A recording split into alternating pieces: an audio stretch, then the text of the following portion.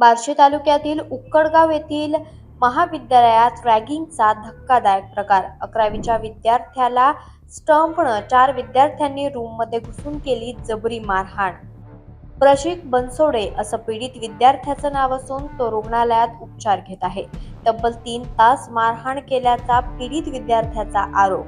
Room स्वच्छ करणं, झाडू मारायला लावल्यावर काम करण्यास नकार दिल्यानं केली मारहाण. दारूच्या नशेत मारहाण केल्याचा पीडित विद्यार्थ्याचा आरोप.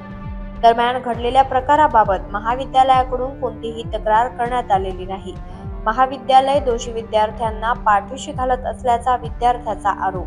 मारहाण झालेल्या विद्यार्थ्यावर धाराशिव येथील शासकीय महाविद्यालयात उपचार सुरू असून प्रकृती गंभीर आहे. यामध्ये पीडित विद्यार्थ्याचा एक कान निकामी झाला असून त्याला ऐकू येत नसल्याची विद्यार्थ्याची तक्रार. काय सगळं नाव आज बोलवलं खुर्ची टाकून बसलं, मला खाली बसवलं डायरेक्ट गुडघ्यावर. मला बसलो, मग माझ्या जवळ आला, मला कांटाळ्या मारायला चालू केलं. एका साईडला दुसऱ्या बी नाही, एका साईडला ह्या साईडला 60-70 कांटाळ्या मारल्या मला कंटिन्यू.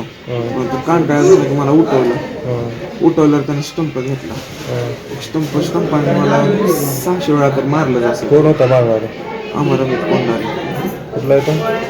चिकरड्याचा. तुझ्यासारखे अजून किती विद्यार्थ्यांना अशी मारहाण केली काय अगोदर त्यांनी? हो केले. मग काय कॉलेज शिक्षक वगैरे काय म्हणतात? विषय दाबून घेतो.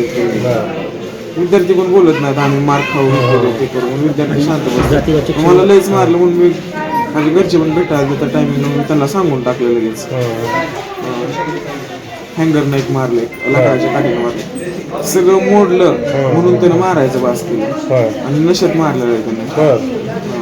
दारू स्वतः तोंडानं म्हणलाय मला, मी तुला नशा केली म्हणून मी तुला कमी मारतोय म्हणला. आणि जर नशा केली नसती तर तुला अजून मारला असतं म्हणला. लोकनायक न्यूज.